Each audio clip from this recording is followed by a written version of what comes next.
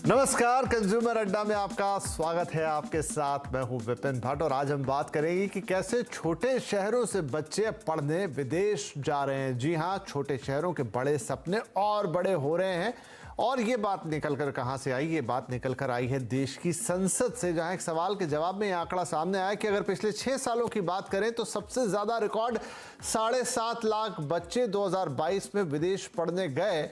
लेकिन बड़ी बात यह थी कि इसमें मुंबई, दिल्ली, बेंगलुरु, हैदराबाद जैसे महानगरों के बच्चों की संख्या ज्यादा नहीं थी, बल्कि देश के छोटे छोटे शहरों, कस्बों और इनफैक्ट गांव से अब बच्चे विदेशों का रुख कर रहे हैं। तो क्या कहता है ये नया चेंज? आखिर ये बच्चे वहां पर किन कोर्सेज की पढ़ाई करने जा रहे हैं? क्यों इन छोटे शहरों से अचानक से इतनी तेजी से विदेशी पढ़ाई का क्रेज बढ़ा है? और क्या वाकई इसके इतने फायदे हैं जो विदेश इतना लुभा रहा है कि अब हम अपने छोटे शहरों से भी इस तरह का विदेशी माइग्रेशन, मतलब पढ़ाई के लिए? वैसे एक और आंकड़ा है कि इस समय करीब 12 लाख स्टूडेंट्स जो हैं विदेशों में अलग अलग स्ट्रीम्स में पढ़ाई कर रहे हैं। तो आज इसी पर होगी चर्चा कि विदेश में पढ़ाई का सपना अगर है तो ये कैसा पूरा हो और आखिर क्यों इतनी तेजी के साथ ये क्रेज बढ़ रहा है। उससे पहले आपको कुछ नंबर्स दिखाते हैं। आइए देखिए, 2022 में कुल, जैसा मैंने कहा, 7.5 लाख के आसपास छात्र पहुंचे। तो क्रेज किन देशों का ज्यादा रहा? 2022 के सबसे फेवरेट देश रहा अमेरिका, जहां करीब 4.5 लाख से ज्यादा छात्र पहुंचे। फिर नंबर है कनाडा का, जहां करीब 2 लाख छात्र। यूएई में 1.5 लाख से ज्यादा छात्र। ऑस्ट्रेलिया में 1 लाख छात्र। तो ये तो हो गए टॉप 4 कंट्रीज। इसके अलावा भी दूसरे देशों का रुख किया है बच्चों ने, जैसे सऊदी अरब भी पहुंचे हैं बच्चे करीब 65,000। ब्रिटेन को चुनने वाले रहे करीब 55,000 और जर्मनी में भी 35,000 लोग पढ़ने के लिए पहुंचे हैं। तो खैर, ये तो जस्ट एक नंबर है, लेकिन इसके पीछे की वजह क्या है वो जानना बेहद जरूरी है। चलिए आज के कार्यक्रम की शुरुआत करते हैं। हमारे साथ हैं मानवी बंसल, जो डायरेक्टर हैं कैरियर विड्थ की। साथ ही शामिल हो रहे हैं ब्रजेश महेश्वरी जी, चेयरमैन है एलन कैरियर इंस्टीट्यूट के, और सचिन रस्तोगी हैं, business head oasis resource management के। आप सभी का बहुत बहुत स्वागत है।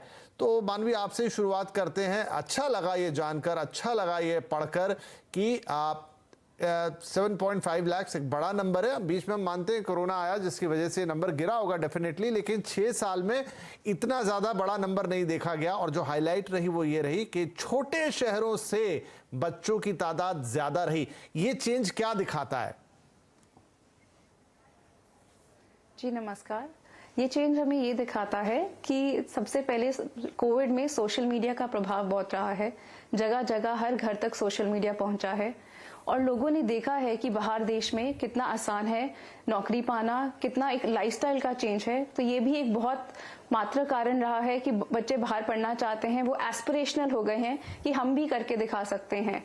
और एक और कारण है कि हर गांव में स्कूल पहुंच गया है, 12वीं की शिक्षा मिल रही है, तो वो चाहते हैं उसके बाद क्या करें, उसके बाद एक अच्छा जॉब लें, अच्छी, वैसे भी वो दिल्ली तक तो आते ही थे पढ़ने, तब उनको लगता है हम क्यों ना बाहर जाएं और एक अच्छी शिक्षा पाएं। तो ये एक बहुत इंपॉर्टेंट कारण है कि लोग सोच रहे हैं कि हम बाहर पढ़ने जाएं। ठीक है। यहाँ पर ब्रजेश जी, एक सवाल ये, भाई आपका तो जो इंस्टीट्यूट है बड़ा फेमस है, आईआईटी की पढ़ाई कराता है, बच्चों में आईआईटी का क्रेज होता था और वो रुख करते थे कोटा जैसे शहरों का, और भी कुछ एक सेंटर देश के अंदर। लेकिन क्या अब एक नया ट्रेंड है? जाहिर सी बात है कि सारे बच्चे आईआईटी में नहीं पहुंच सकते, लेकिन अगर कुछ बड़ा करना है तो उसका दूसरा रास्ता या उसका दूसरा जो दरवाजा है वो विदेशों में खुलता है। देखिए, बहुत छोटी सी बात है। अपने देश में जब भी कोई कॉलेज में एडमिशन लेना है, इंजीनियरिंग में, मेडिकल में, किसी में, तो एंट्रेंस एग्जाम क्रैक करना पड़ता है। लेकिन विदेश का प्रोसेस अलग है। वहां पे 9 से लेकर 12 तक का जो परफॉर्मेंस, एकेडमिक परफॉर्मेंस, एक तो वो, दूसरा एक्स्ट्रा करिकुलर एक्टिविटीज, उसका प्रोफाइल बिल्डिंग, इनको लेकर बच्चों को एडमिशन मिलता है। अपने यहाँ जो एंट्रेंस एग्जाम है उसमें धीरे धीरे बहुत बढ़ रहा है कंपटीशन। आज अगर अपन बात करें, कल 7 मई को एक दिन बाद आपका एग्जाम हो रहा है नीट यूजी का, जिसमें सारे मेडिकल कॉलेज, 672 मेडिकल कॉलेज का एक साथ कॉमन प्लेटफॉर्म पे एग्जाम होगा। लगभग 21 लाख बच्चे बैठ रहे हैं और 21,000 रैंक तक मिलेगा आपको केवल गवर्नमेंट मेडिकल कॉलेज। और आगे हम प्राइवेट मेडिकल कॉलेज की बात करें तो फीस बहुत ज्यादा, करोड़ों में है। तो यहाँ 1% रिजल्ट रहा केवल। तो बच्चों का कंपटीशन के हिसाब से लगता है कि यहाँ इतनी आसानी से हम फेस नहीं कर पाएंगे। और इसके लिए जब वो बाहर विदेश के लिए जाते हैं, उनको मालूम है वो आगे बाहर के विकसित देश हैं और वहां पे टेक्नोलॉजी ज्यादा है, सुविधा ज्यादा है, पैसा शुरू में खर्च करना पड़ेगा, लेकिन वो पैसा एक तरह से पेरेंट्स के इन्वेस्टमेंट होगा। वापस से उनको जो स्टाइपेंड मिलता है, जो मेहनताना मिलता है, जो उनको स्कॉलरशिप भी मिलती है वो सब रिकवर हो जाता है। एक तो बच्चों के मन में ये आया, दूसरा एक हमारा ये भी समाज का भी एक नेचर है, यार बच्चा फॉरेन पढ़ के आया है, एक प्रतिष्ठा ज्यादा है, एक स्टेटस ज्यादा है, तो लोग ये भी सोचते हैं। और तीसरा जो बाहर का कल्चर है उसमें उनको लगता है कि वर्ल्ड लेवल पे जहां पर बहुत तरह के कंट्रीज के लोग आते हैं, उनकी संस्कृति को जानने का मौका मिलेगा, उनसे मिलने का मौका मिलेगा, और जब वापस लौट के आएंगे तो अच्छे पैकेज से हम बाहर भी कोई जॉब कर सकते हैं, अच्छे पैकेज से हम इंडिया में वापस लौट कर भी अच्छी सैलरी के हिसाब से जॉब कर सकते हैं, नौकरी कर सकते हैं। ठीक है, इसलिए रुझान ज्यादा बढ़ रहा है। जी। तो सचिन, क्या आप भी ये बात मानेंगे, बहुत अच्छे से ब्रिजेश जी ने एक्सप्लेन किया कि हो क्या रहा है देश में ही, मतलब उतना आसान नहीं है हाई लेवल के जो एकेडमिक्स है उसमें एंट्री लेना। एक तो ये चीज जो है वो फैसिलिटेट करती है विदेश की तरफ। दूसरा जो मानवी एक रीजन गिना रही थी, मुझे भी वो रीजन लगता है कि जिस तरीके से इंटरनेट का पेनिट्रेशन हुआ है, जिस तरीके से जो मोबाइल इंफॉर्मेशन के युग में हम आ गए हैं, तो जो जैसे अगर हम कहें ऑनलाइन शॉपिंग ने छोटे शहरों के लिए भी वो चीजें मुहैया करा दी जो पहले सिर्फ बड़े बड़े शहरों के शोरूम्स में मिला करती थी। अब आप वो सेम चीजें ऑनलाइन खरीद सकते हैं, कोई भी शहर हो, कोई भी ज्योग्राफी हो। उसी तरीके से ये जो इंफॉर्मेशन का फ्लो था, जो एस्पिरेशन पैदा करता था कि मुझे विदेश में जाके पढ़ाई करनी है, मुझे ये करना है, वो शायद अब धीरे धीरे डिजिटल माध्यम से लोगों तक पहुंचा है। तो छोटे शहरों से हम ये एक नया रुझान देख रहे हैं। ये मेरी अपनी राय है, जो मुझे लगा कि मानवी भी सही कह रही थी, लेकिन आपका व्यू पॉइंट क्या है इसमें? भाई मेरा तो इसमें बहुत बहुत नमस्कार आपको यहाँ इनवाइट करने के लिए प्लेटफॉर्म पे, और अपने व्यूअर्स के लिए भी। हाँ, ये बिल्कुल ही महत्वपूर्ण हो चुका है जिस हिसाब से आज हमारी जनरेशन बढ़ रही है, और जनरेशन को एजुकेशन के साथ साथ नई नई टेक्नोलॉजी का बेनिफिट्स मिल रहा है, जिसको वो पढ़ के अपनी एजुकेशन के बारे में, एक छोटेपन से ही आज बच्चे के हाथ में मोबाइल आ जाता है, वो फिर चाहे गांव, छोटे शहर, बड़े शहर की बात हो। तो जब वो बच्चा मोबाइल लेके हाथ में घूमता है तो उसे दिखाई देता है कि जिस दुनिया में, जिस छोटे से शहर में या जिस छोटे से कस्बे या गाँव में वो रह रहा है, इसके बाहर भी बहुत कुछ है जिसका वो भरपूर तरीके से फायदा उठाता है, और अपने आसपास के सबऑर्डिनेट्स, कलीग्स को मिलता है, देखता है, और आगे के लिए भविष्य के बारे में तय करता है। उसी तरीके से वो अपने आप को डिफाइन करता है कि उसने छोटे से बड़े शहर में जाके पढ़ाई करनी है, बड़े शहरों में पढ़ाई करनी है, या देश के दूसरे पार्टों में जाके पढ़ाई करनी है। तो माइग्रेशन ने और जो ट्रांसफॉर्मेशन है, उन्होंने दोनों ने मिक्स कॉम्बिनेशन को इसको इस कदर कर दिया है कि आज के टाइम में लोग और जो भी बच्चा है वो आगे की तरफ ज्यादा सोचता है, और वो यह सोचता है कि जब जिंदगी को जीना है, पढ़ाई करनी है, तो क्यों ना किसी बेहतरीन तरीके से की जाए। अब जैसे अभी हमारे ब्रिजेश जी ने कहा कि लोग माइग्रेशन करना चाहते हैं पढ़ाई को लेके या अपनी जॉब्स को लेके, क्योंकि जिस तरीके से आज चीज़ों में तब्दील आई है, टेक्नोलॉजी को बेनिफिट मिला है, तो वो बाहर जाके नई फैसिलिटी, नया जो अपना ट्रांसफॉर्मेशन का युग है उनको देखना चाहते हैं, उनको व्यतीत करना चाहते हैं। और जाहिर सी बात है, जब वो बाहर जाते हैं, अपना एक छोटा सा पैसा लगा के माँ बाप की जो भी जमा पूंजी होती है वो उनको रिटर्न में मिलती है एक समय के बाद, जिससे वो अपना वहां पे पार्ट टाइम करके अपनी एक लाइफस्टाइल को बेहतर करते हैं, और उन सब इंफ्रास्ट्रक्चर को एंजॉय करते हैं जो उन्होंने कभी मोबाइल पे देखा किया था। शायद वहीं से एक इंस्पिरेशन मिलती है, जानकारी भी मिलती है, अवेयरनेस भी बढ़ती है, आपको पता भी लगता है कि ये सब अवेलेबल है। मानवी, लेकिन इसमें कुछ प्रैक्टिकल इश्यूज हैं जिनको मैं समझना चाहूंगा। वो ये कि ठीक है, अच्छी बात है, एस्पिरेशंस आती हैं, आप सपने देखते हैं, लेकिन ये सब इतना आसान नहीं होता। मतलब आप आज सिर्फ अपना शहर छोड़ के देश के अंदर ही किसी दूसरे शहर में पढ़ने जाइए, उसमें 10 समस्याएं होती हैं और एक बड़ा सारा खर्चा भी रहता है। अब आपको जाना है विदेश, तो उसमें 50 तरह की चीजें बीच में आती हैं, खर्चा तो खैर बहुत सारा होगा ही होगा।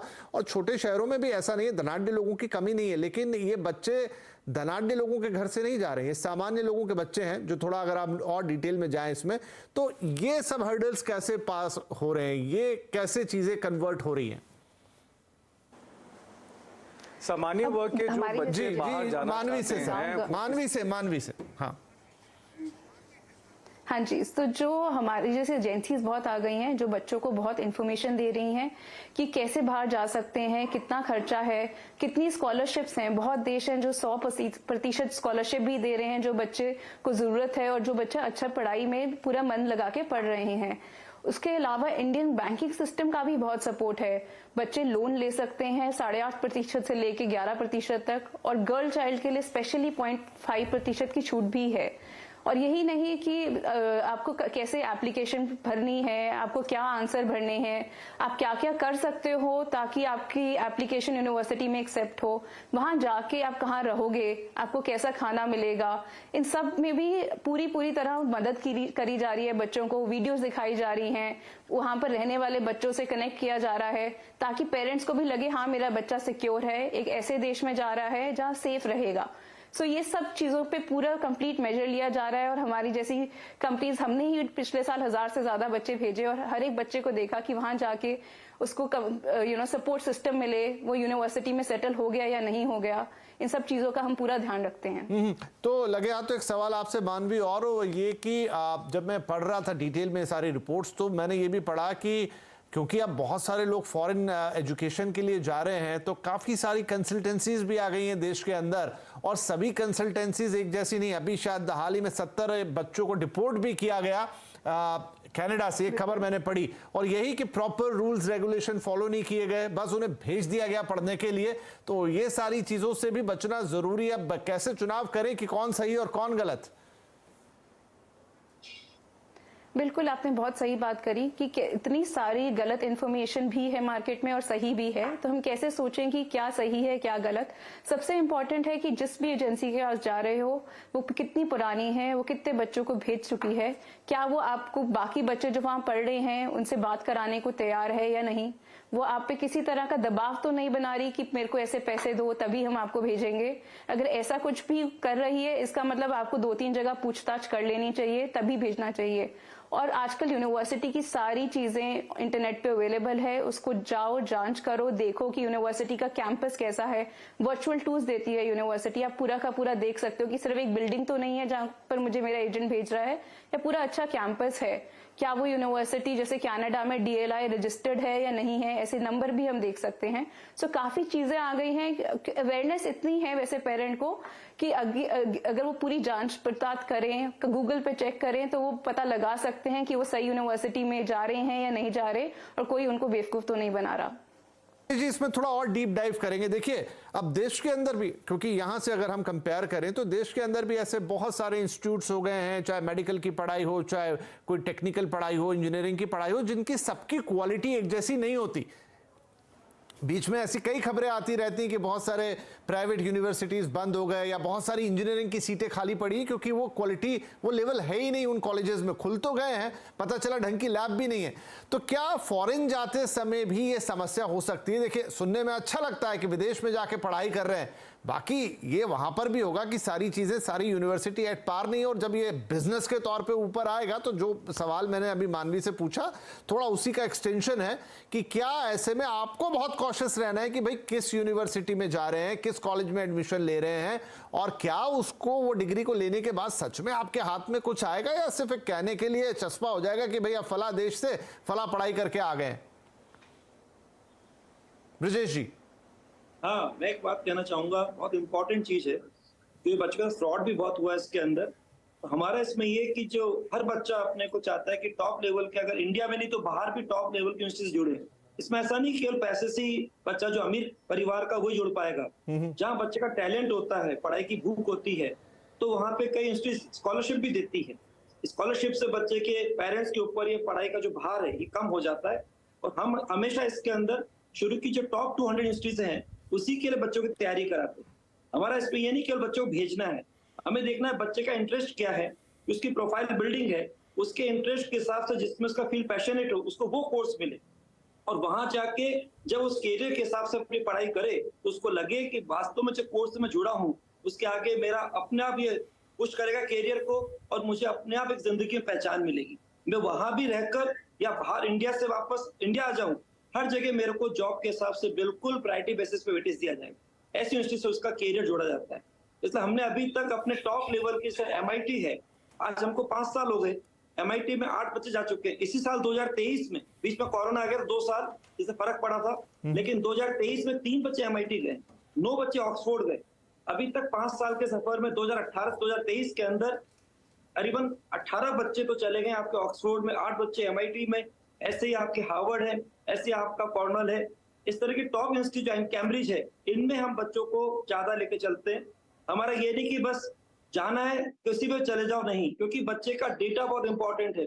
जितने भी बच्चे हैं अगर वो बाहर जाने का सपना देखते हैं, मैं उनसे पेरेंट्स से रिक्वेस्ट कर रहा हूँ, बच्चों से एक सलाह दे रहा हूँ, इसमें सतर्क रहें, अपना डेटा एकदम किसी को भी शेयर ना करें।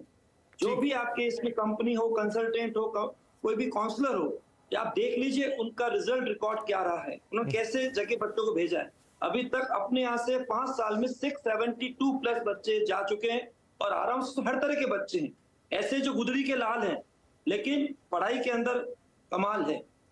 बस ये मान लीजिए जैसे कि अपने कलाम साहब थे, ऐसे बच्चे मेधावी बच्चे भी हैं, चलिए। उसके लिए आइलैंड पूरा जुड़ा रहता है। नहीं, बहुत अच्छी बात है ये तो, और हम चाहते हैं कि भाई ज़्यादा से ज़्यादा बच्चों तक सही इन्फॉर्मेशन पहुंचे, और अगर वो विदेशों में पढ़ाई करना चाहते हैं तो सही इन्फॉर्मेशन के साथ, सही नॉलेज के साथ आगे बढ़े, ताकि एक बेहतरीन करियर भी बने। खर्चीला काम है, इतना आसान है। एक छोटा ब्रेक यहाँ पर लेते हैं और ब्रेक के बाद कुछ और महत्वपूर्ण मुद्दों को छुएंगे। मसलन जाने के पहले आपको क्या क्या सब पता होना चाहिए, क्या तैयारी आपके मन में होनी चाहिए, वहाँ रहने के खर्चे का कुल क्या एस्टिमेट होता है, क्योंकि विदेश है तो वहाँ पर खर्चे भी उस लिहाज से होंगे, और कुछ और ज़रूरी चीज़ें, किस तरह की स्कॉलरशिप्स कोई पर्टिकुलर है जिनके लिए कोई बच्चा ट्राई कर सकता है। ये सारी बातें इस छोटे से ब्रेक के बाद।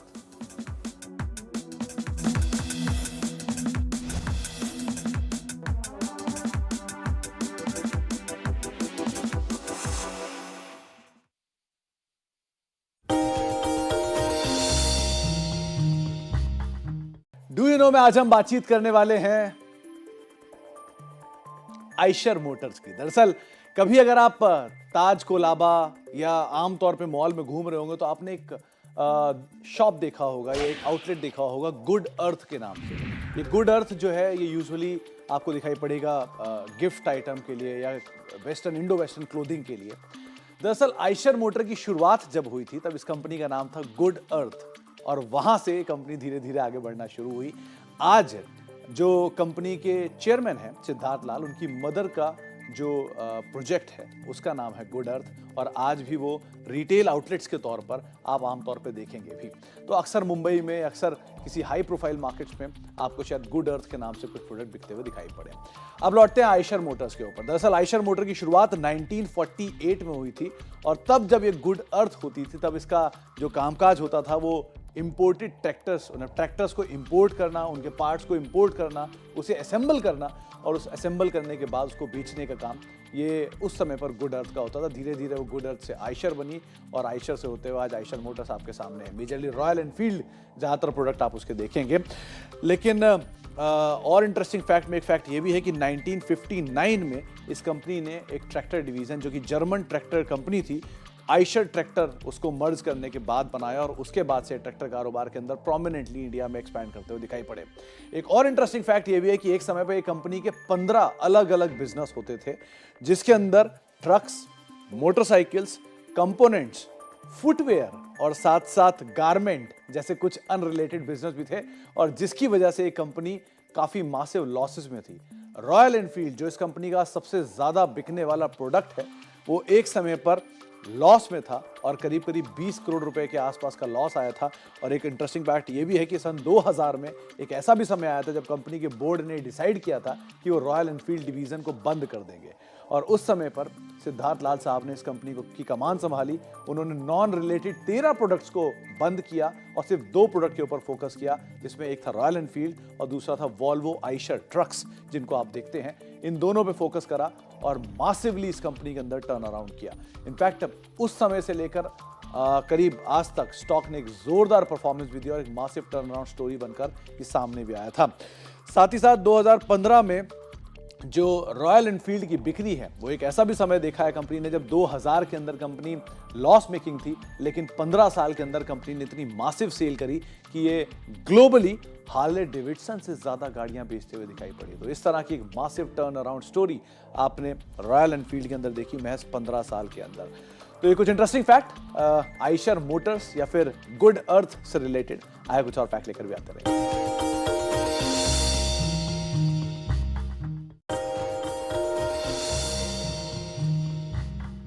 डू यू नो में आज हम बातचीत करने वाले हैं दक्षिण भारत से शुरू हुई consumer durable major V Guard के बारे में। दरअसल इस कंपनी की शुरुआत करीब 50 साल पहले रफली 1977 में कोशुसेफ चितिल्लापिल्ली साहब ने शुरू की थी ये कंपनी। और उस समय पर ये कंपनी उन्होंने 1 लाख रुपए की जो पूंजी अपने फादर से ली थी उसके साथ शुरू की थी। दरअसल इस कंपनी की शुरुआत तो उन्होंने अपने घर से जुड़े हुए एक 400 स्क्वायर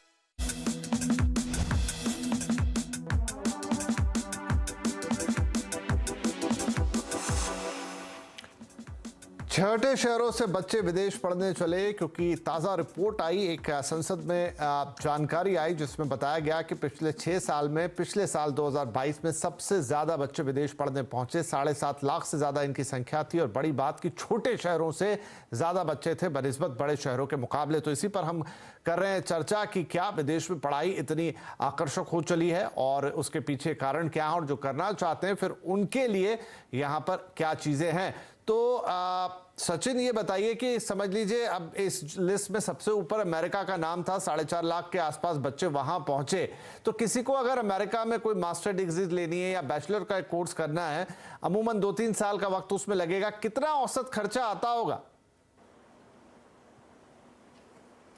देखिए जी, अगर अमेरिका उसको टेक्नोलॉजी के लिए जाना है, जो उसकी ड्रीम कंट्री है, उसकी बेसिक पढ़ाई को लेते हुए, तो तकरीबन 1 साल का उसे 35 लाख रुपए के आसपास अंदाजन उसे खर्चा करना पड़ेगा। लेकिन इस खर्चा को करने से पहले उसको यह देखना पड़ेगा कि वो किस यूनिवर्सिटी के अंदर जा रहा है, क्या इसमें कुछ कम हो सकता है या किसमें ज़्यादा हो सकता है, और वो भी आंकड़े उसी के यूनिवर्सिटी और बेसिक एजुकेशन के ऊपर कन्वर्ट करते हैं। अब हाल ही में हम इतने सालों से इस इंडस्ट्री के अंदर, और हमने हज़ारों लोगों को बाहर भेजा है, किसी को एजुकेशन के लिए भेजा है, किसी को सेटलमेंट के लिए भेजा है। तो लोग जाते तो हैं, लेकिन फुल प्रूफ अपनी रिसर्च करने के बाद उस इंडस्ट्री या उस कंट्री में उतरते हैं जहां पे उन्हें हर चीज का एक अंदाजा पहले से लगा लिया जाता है कि हमें उस कंट्री में अगर जाना है, अमेरिका में अगर जाना है, तो वहां पे रहने का खर्चा क्या आएगा, एजुकेशन का खर्चा क्या आएगा, कैंपस कितना दूर होगा, कैंपस के अंदर उसे रहना है, कैंपस के बाहर रहना है, और किस तरीके से अपनी लाइफस्टाइल और अपनी एजुकेशन को पूरी तरीके से करके या तो वहीं सेटल हो जाएगा या इंडिया के अंदर आएगा। तो खर्चे की जब बात करते हैं तो खर्चा हर यूनिवर्सिटी और हर कोर्स के ऊपर अपना एप्लीकेबल अपनी कॉस्ट लेके चलता है।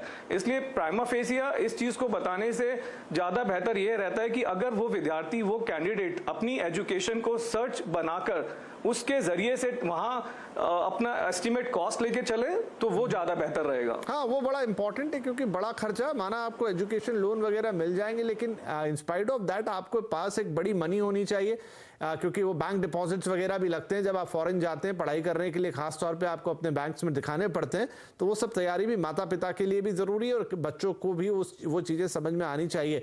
मानवी, यहाँ पे अगर हम बात करें इंटर्नशिप, स्कॉलरशिप्स, तो क्या अवेलेबल रहती है और उनसे कितना इम्पैक्ट आता है, कितने बच्चों को वो मिल पाती हैं और उससे उनके खर्चों में कितनी बचत हो सकती है?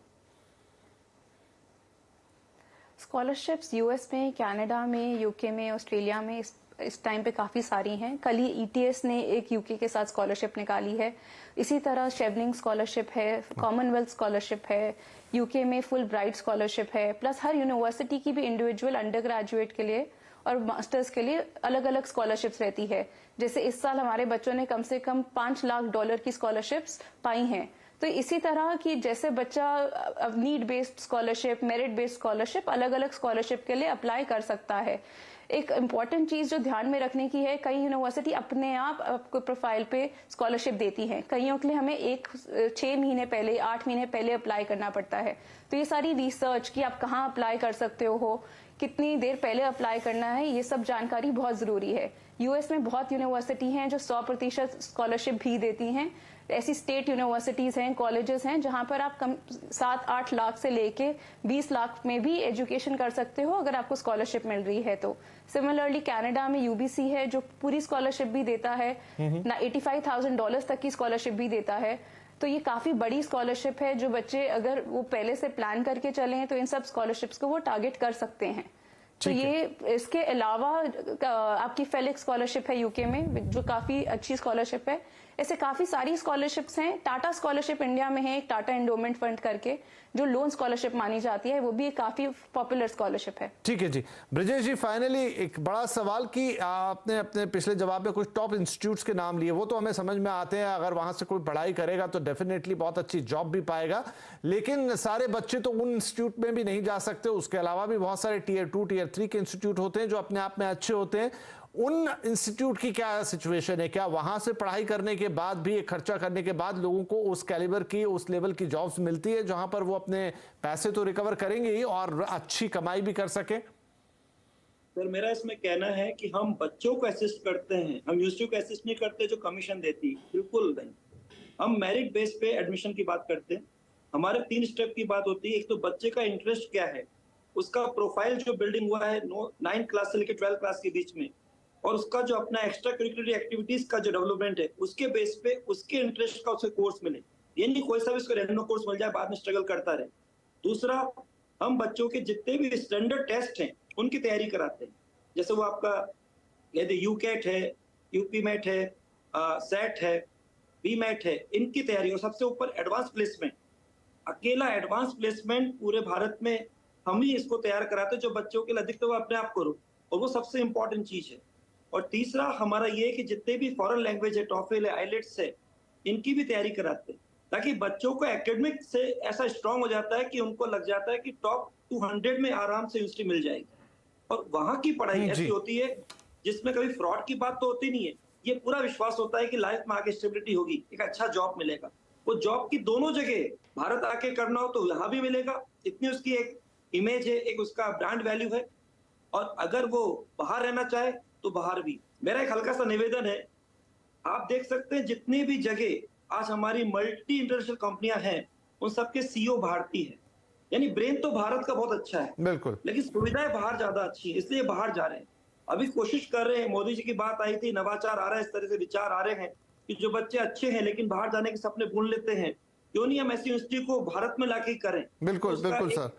प्रयास जी, चल रहा है। बढ़िया चीज है, इस पे हम और विस्तार से जरूर बातचीत करेंगे क्योंकि आज का समय समाप्त हो गया है। लेकिन आप लोगों ने जितनी भी बातें यहाँ पर बताई हैं, और जैसा हमने कहा कि आज पहले भी हमने कई बार बात कही कि फॉरेन एजुकेशन के क्या फायदे हैं, क्या किस तरह के जॉब प्रोस्पेक्ट हैं, लेकिन जो नया डेटा था, जो नई बात थी कि हमारे छोटे शहरों के जो बच्चे हैं वो भी अब फॉरेन की तरफ रुख कर रहे हैं। इनफैक्ट उनकी संख्या तेजी से बढ़ रही है। तो क्या चीजें हैं जो मोटिवेट कर रही हैं, क्या चीजें हैं जो फिर अगर जाना है तो अच्छी तैयारी के साथ जाना है, सही जानकारी के साथ जाना है, और बिल्कुल अगर ऐसी पढ़ाई मिले जिससे आगे जॉब भी बहुत अच्छी मिले, चाहे फॉरेन में मिले चाहे इंडिया आके मिले, तो वो तो सोने पे सुहागा है। बहुत शुक्रिया आप सभी मेहमानों का आज ये इतनी महत्वपूर्ण जानकारी हमारे साथ शेयर करने के लिए। नमस्कार।